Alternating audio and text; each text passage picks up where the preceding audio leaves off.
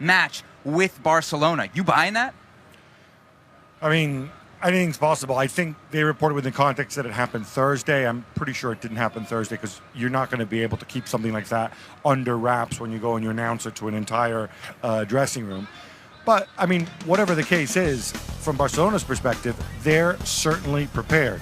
I think there are people who are still hoping that he's going to change his mind. But, at this point, there's nothing Barcelona can really give him other than more affection. It's not going to be about, yet another contract or more power or whatever. If he's made this decision, Barcelona won before his arrival. They won while he was there. They'll win again once he's gone.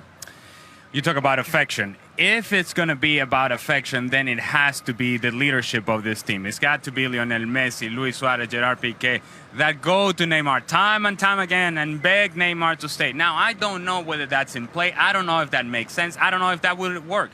But I tell you what's not going to work. It's not Bartomeu talking to Neymar that is going to work. He's not going to get through him. So if you're a Barcelona fan, you're hoping that there's an upset here. Because the upset result would be for Neymar to stay at this point. Okay. There's another element to this too. Put your emotion aside. I don't think there's any sane person who believes that Neymar is actually worth 222 million euros. It's $250 million. So if you're smart about it, and if you're Barcelona, you know what? It's a plan in the works that if Neymar is going to walk out the door, Barcelona has to have answers already.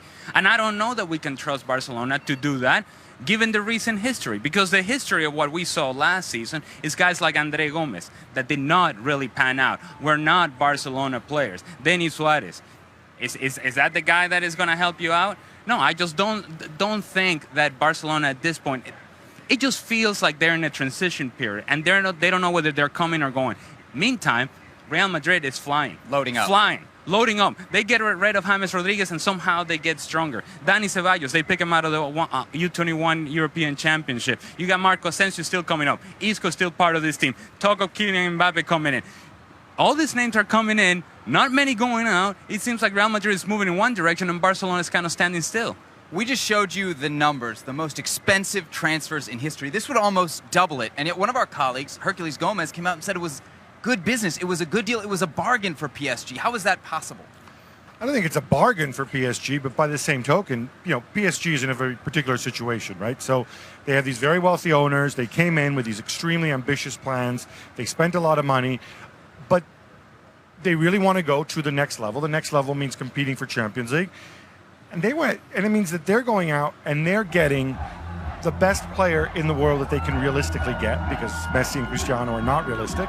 And that puts them in the map on a big way. That's a big statement. On top of that, they evidently sold Neymar on their idea, on their project. I don't think it's just about money. I think it's commercial. I think it's about growing the brand. I think that's a really big statement for them. In some ways, I don't think he's worth 222 million euros, but PSG can make it work, and I think it was important for them. Sometimes you need to overpay to get where you want to be. A bargain? Is that what Hercules said? That's what Hercules said. His words, not mine. Where is he shopping? Huh? Are you kidding me? Look, Neymar, as Gab said, you could argue is the third best player in the world. Right. You're not going to go after Ronaldo because you can't get him. You're not going to go after Messi because you can't get him. So then you go after Neymar, and then you're willing to open up and say, this is what we're going to pay. This is what it's going to cost. So be it.